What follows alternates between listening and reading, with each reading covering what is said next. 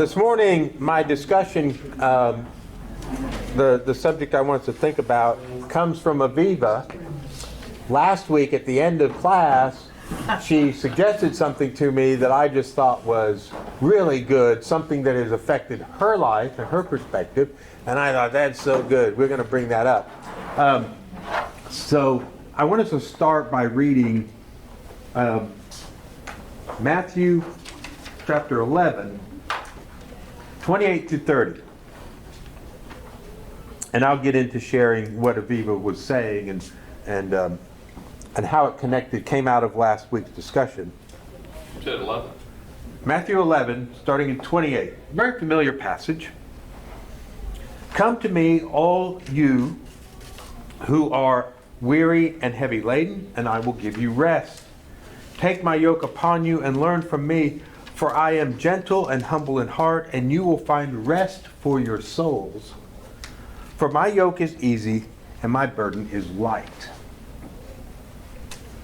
So last week we were talking about could we accept that we are capable? And we can only in the light of the fact that it is through the Spirit of God that we're made capable. And so that was part of our discussion. And towards the end, Aviva, one of her comments toward the end, she says, but this doesn't need to lead us into human striving again. So when we say, yes, we're capable, that can then become something like, well, then I'd better. And I need to get busy. And there's more I need to do. And you can kind of get in that place of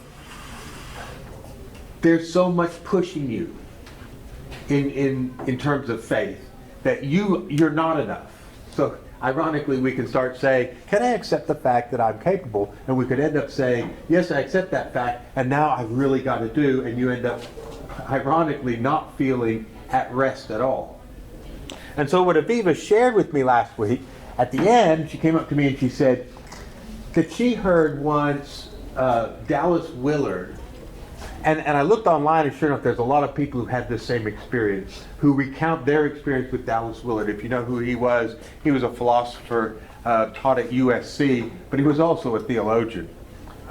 Even though I think his teaching was in the area of philosophy, he wrote and taught a lot about spiritual direction, spiritual formation, things like that. But evidently this was a go-to thing for him. And that he would challenge people, if you had one word to describe Jesus, what would it be? So what would be some words you would choose to describe Jesus? Love. Love. Compassionate. Compassionate. Accepting. Accepting. Humble. Humble. Merciful. Merciful. Yeah, these are all great words. They're all true, right? You could say Son of God. You could say powerful. You could say forgiving. They're all true, right? Yeah. But Dallas Willard, after everyone was suggesting all these words, he would say, if I picked a word, I would say relaxed. And that's what caught everyone off, by surprise. Wait a minute, relaxed? Relaxed? And he would go to this passage in Matthew 11, and he's asking the question, what is this rest? Jesus is claiming that if you become one of his followers, he gives you rest. But how many of us find that our involvement in religion and Christianity gives us a whole long list of things we'd better do? Right? Right? And I'm willing to say that people in my position are guilty of making people feel anxious, harassed, and hurried. Because people in my kind of role often make you all feel like you have got to be about kingdom business. Right? I mean, I could do it from an evangelistic sort of perspective. There's a lost and dying world out there, and these people are going to spend eternity in torment if you don't share with them the good news. You had better get going, folks. We should use a big new building. Yeah, oh yeah, and we got things to build, right? Right. Right? But how many of you heard a sermon like this? I've heard of it. There are 168 hours in the week. Oh, yeah. How many have you dedicated to serving the Lord? Now, what do you get to count? What qualifies as an hour spent serving the Lord? Something makes you guilty. Yeah. Coming to church, right? Okay, so I spent 2 hours in church. They gave me 2. And the preacher is making you feel guilty. So you got 168 hours and you dedicated 2 to the Lord. Well, I spent some time reading my Bible. Maybe that added up to another 2 hours. So, you spent 4 hours dedicated to the Lord. And you get cut, and that took away. Yeah. Then you lose. Right. Right? But see, here's to me, the self-serving aspect of that for the people in my position who are saying that, because we get to say it from a position of, but we're in full-time ministry, so I get to count lots of hours, and you don't. So I get to say, well, I'm probably spending 60 hours at least a week. And you're spending 2. You feel guilty, right? Because that whole perspective is, you don't get to count time you spent just sitting, sipping coffee with your spouse and talking about your day. That's not service to the Lord. Playing with the grandkids. Driving to work. The only thing you get to count are church-related stuff, like attending meetings and participating in church ministry. Do you see how self-serving that is when people in my position portray that as that's all that counts for serving the Lord, is when you're building up my business, because they're treating it like a business. And you all need to be volunteers and put in lots of hours so I can build this business, this enterprise that I'm trying to build. So it's to my advantage that I make you all feel guilty, so that though you've got a full-time job and you've got family relationships and you've got all these responsibilities, you need to squeeze out more time to dedicate to the church. That's why, for a lot of us, faith is not rest.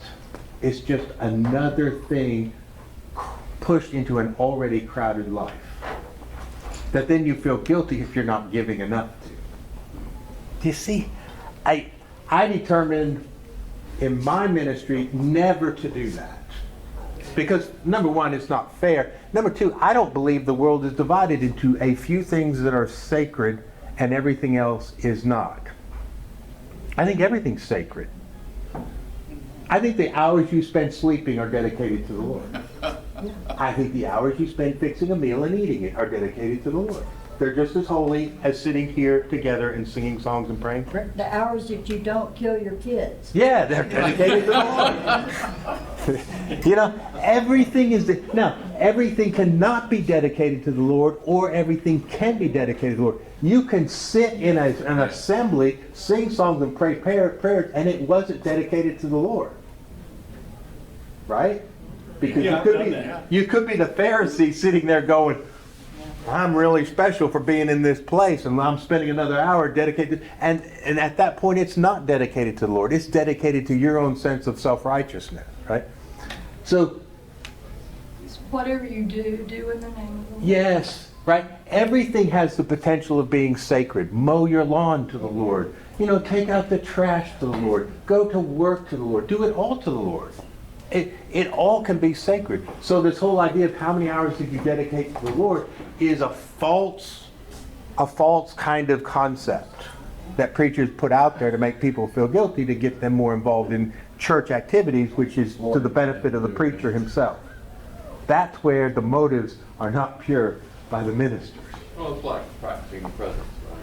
Yeah, absolutely everything can be prayer, everything can be sacred.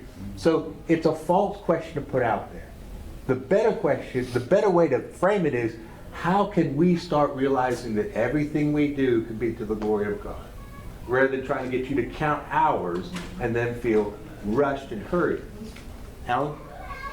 Well, you made me think, keep thinking about this book, but if you're going to say the one word for Jesus, I started thinking, based on the conversation we were just having, is light.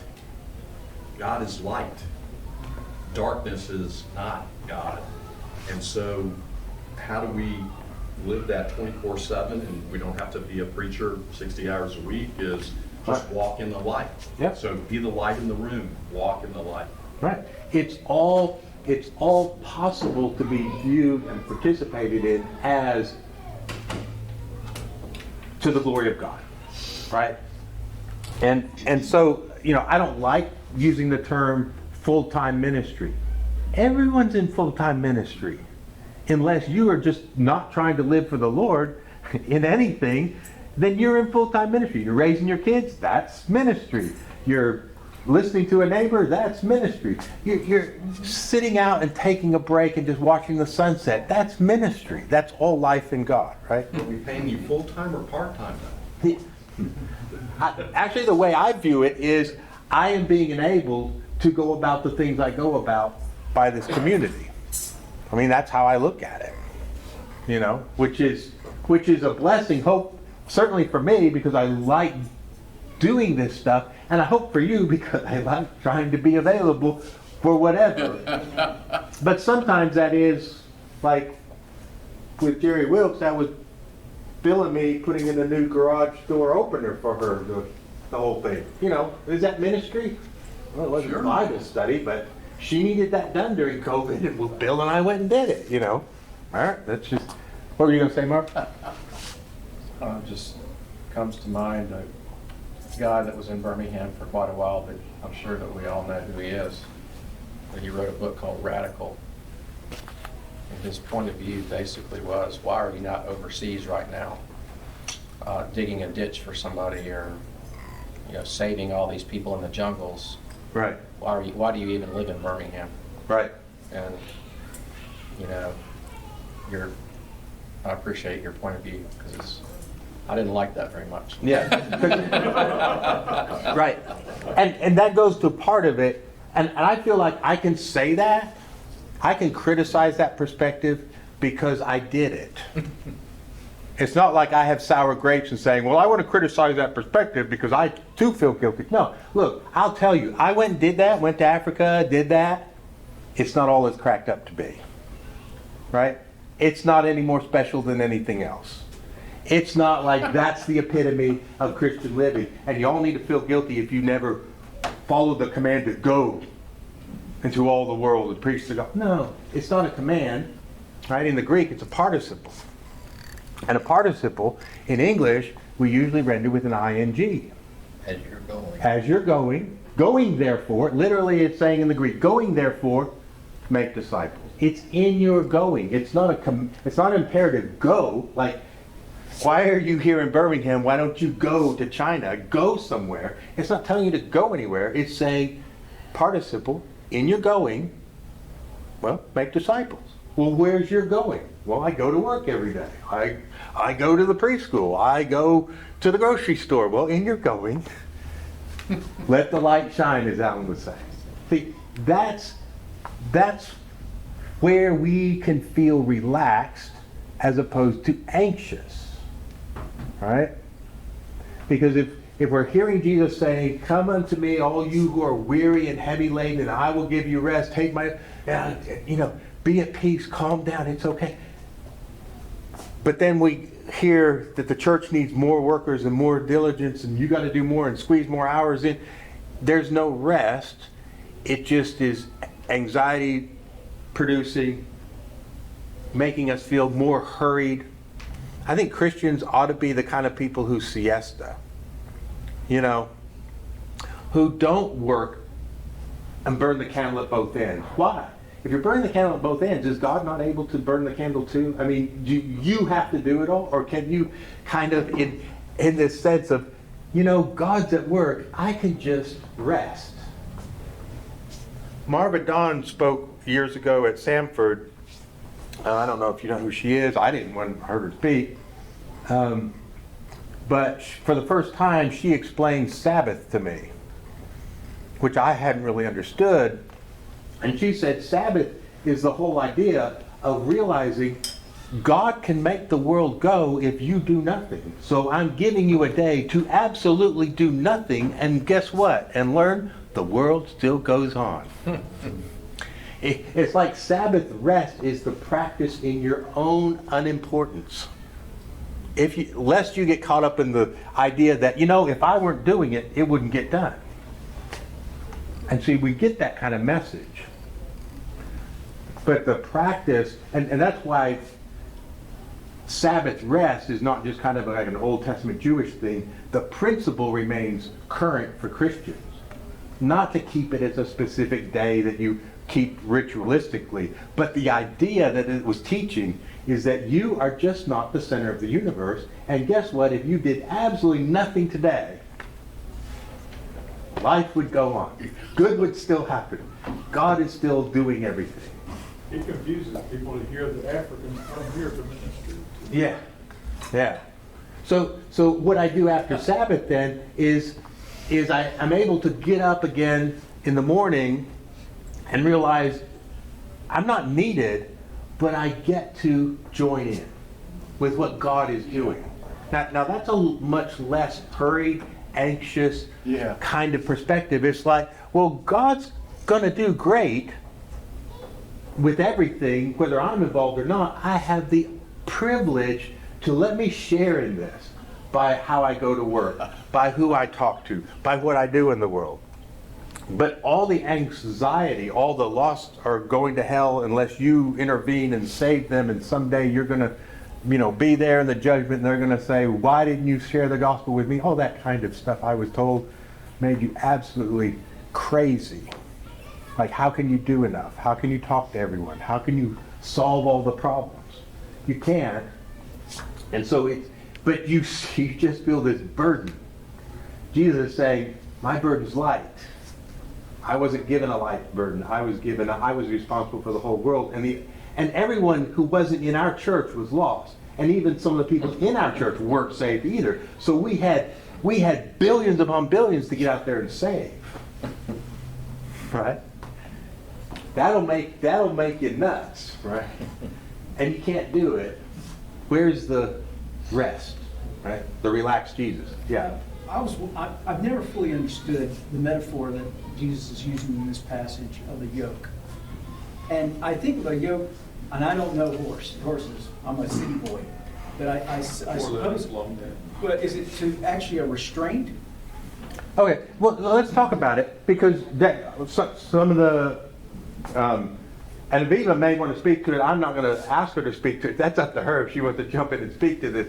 But she gave me a couple places, and I kept looking for others, and I found some other places where other videos and audio of Dallas teaching on this.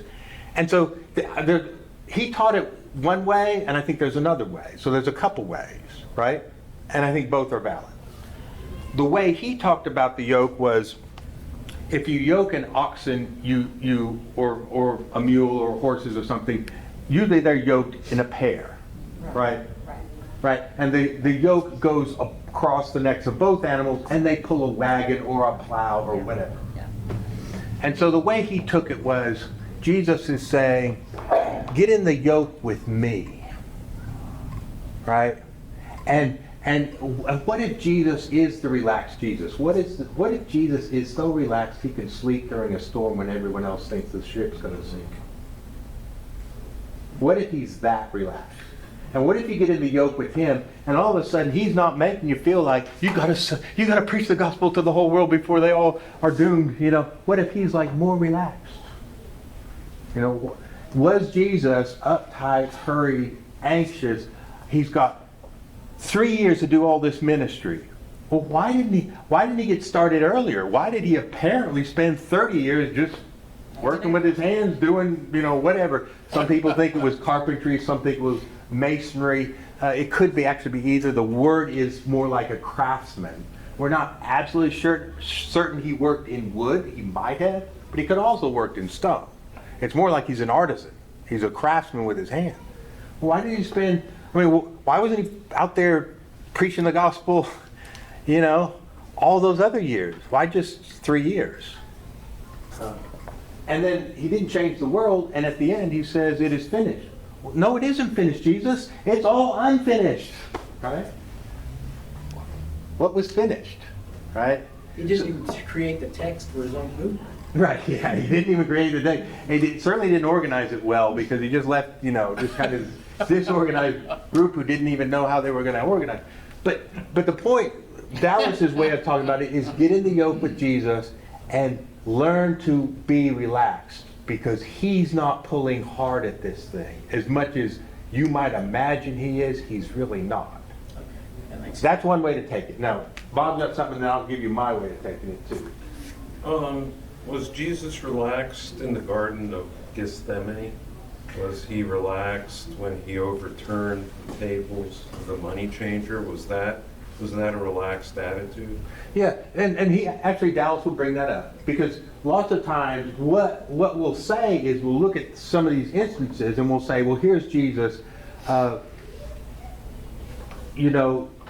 the suffering and anguish of anticipating the cross that night before, or people will go to the cleansing of the temple, and people will go to all the needs of the crowds, the lepers, and they're pressing in on him so much, and so we can imagine a very anxious Jesus, a very hurried, rattled Jesus. Or the question is, was he, despite all of those things, really at his core, unanxious? As he teaches us to be in the Sermon on the Mount, right? Why are you worried? So I think that it's a great question, and it's really how do we see him? And it's how I can assemble the facts, right? I can assemble the facts and say this must have been a Jesus who got up at 4 o'clock every morning and he was just go all the day. Or I could read it like, you know what? I think by and large he wasn't. Now he got upset about the desecration of the temple that was going on, and he grieved and suffered under certain circumstances, but was his demeanor a lot more relaxed than maybe we would imagine? And I think you can find evidence either way. Aviva, you're going to... Well, when I first heard this, which was when I was doing the study last year, and I heard that thought of Jesus is relaxed, it stopped me in my tracks. And what I communicate to you is because relaxed is not a word that anyone has ever used to describe me personally.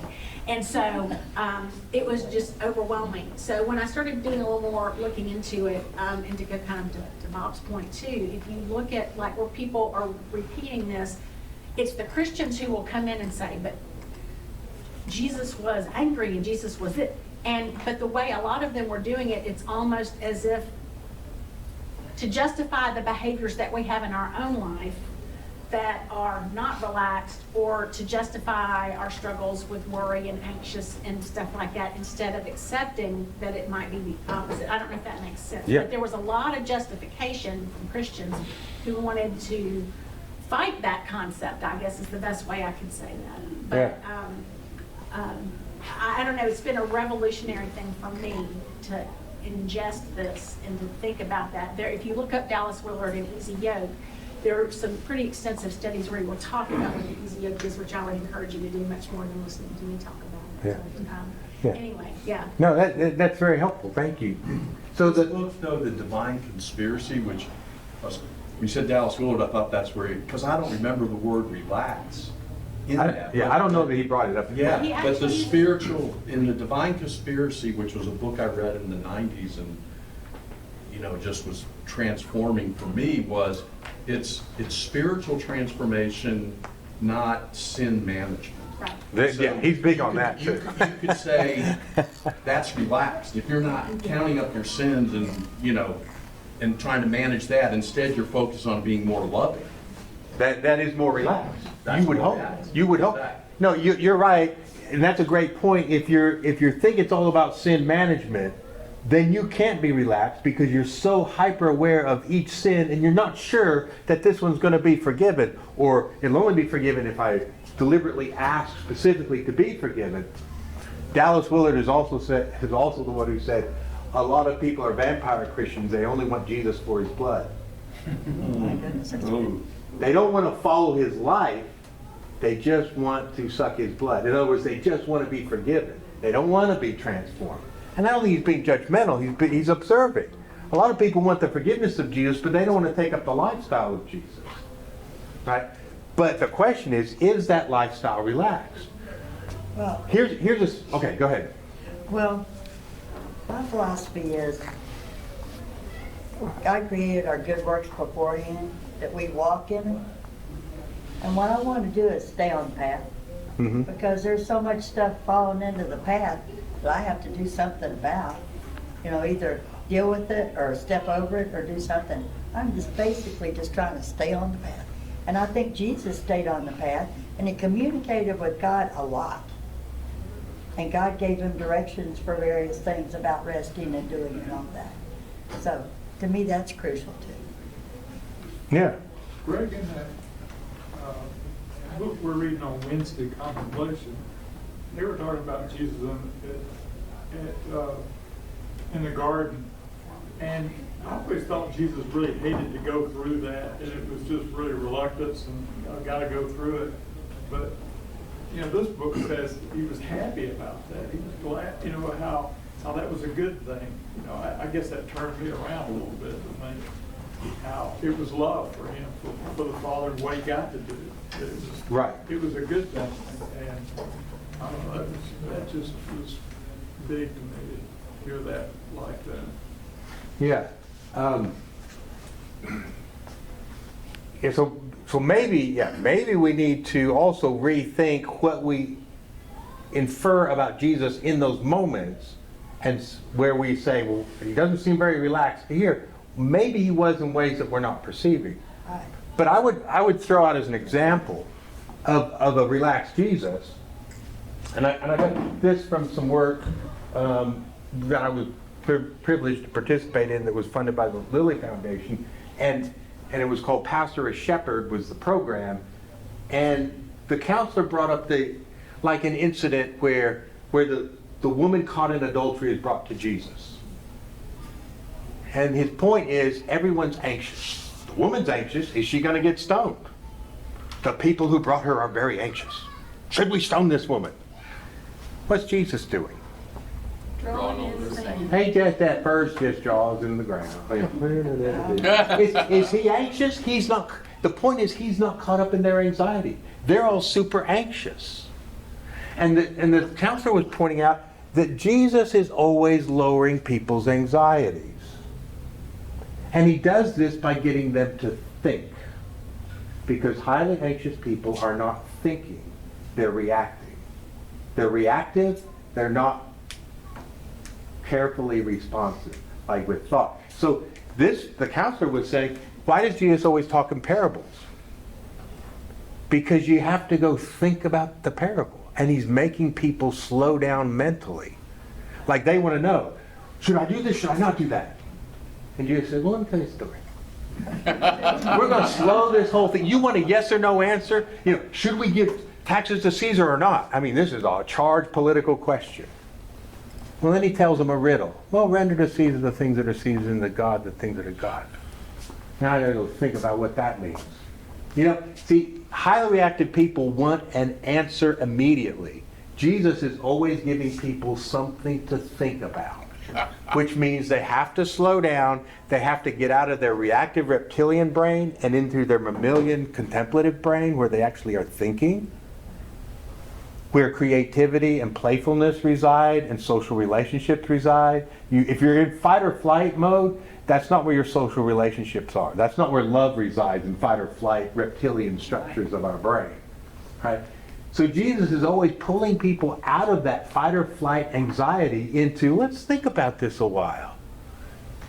Well, he who is without sin cast the first stone. Now you got to think, how do I fall into that? You know, and once I start thinking, like my mom used to say, when you're angry, count to 10. Now she didn't give me any sort of psychological reason for that, but the whole point was slow down, right? If you will count to 10 before you do anything, chances are you'll do something better than if you did something immediately without stopping and counting to 10. It's the same principle. If you'll slow down, you won't just react. Okay, so is Jesus really in this personal place of non-anxious, non-reactive. Is that where he is personally? Is he non-reactive, non-anxious, relaxed?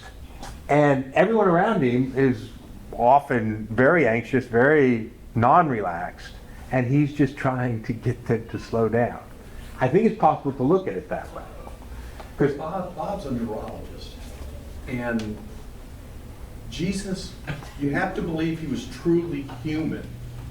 So what I've read, and I guess maybe Bob and Tim could respond to it, is when adrenaline and cortisol and you're so fearful, Yeah. you actually burst capillaries and you can sweat blood. So I don't know that he was relaxed. Well, I mean, yeah. so I mean, I think he was, but that's the human part of him Right. that Tim did it all the way just like us. Well, yeah. yeah, So- he's so not he was relaxed on the fearful. cross, okay? Not relaxed. That's not what no, and that's a point, that's a point. Yeah. And no, I'm not going to say every single moment was Jesus always relaxed and chill. But the question I think that Dallas Willard is saying is, if you met him and hung around with him, would you find a highly anxious guy, driven, Right. never enough, always burning the candle at both ends, and making everyone around him feel like they got to do more? I think Dallas Willard's got a good point. That's not who Jesus was. Yeah. Because he chose a lot of people who did not perform well, and it didn't seem to make him that upset. But people who themselves set super high standards can't stand having people around them who are not meeting super high standards. And he had a bunch of losers around him. And he didn't seem to get all anxious about it, right? Does that make sense? You follow what I'm saying? He's like, okay, there's the screw-ups again, but I'm not really that anxious about it.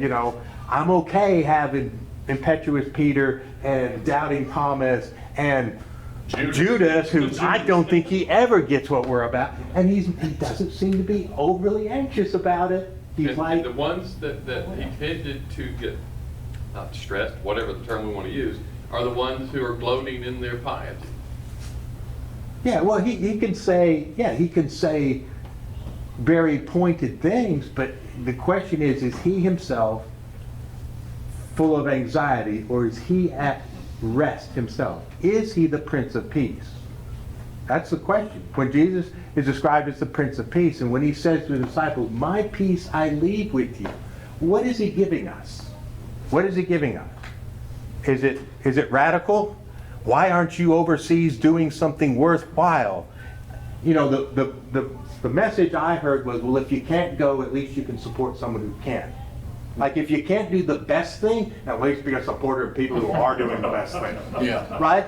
That's why I can say that's all hogwash, not because I'm saying that from a position of I'm trying to, allay my own feelings of inadequacy. I'm saying, I did that. No. It's not worth any of the logic behind it. It's not a better thing. If you're not called to it, please don't do it. I'm not even sure I was called to it, right?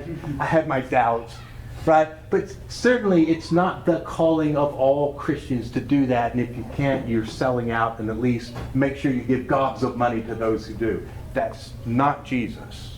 That kind of anxious perspective is not Jesus. That's what I'm saying. Okay, got Daryl. Just real quick, Okay. he didn't say there wouldn't be burdens.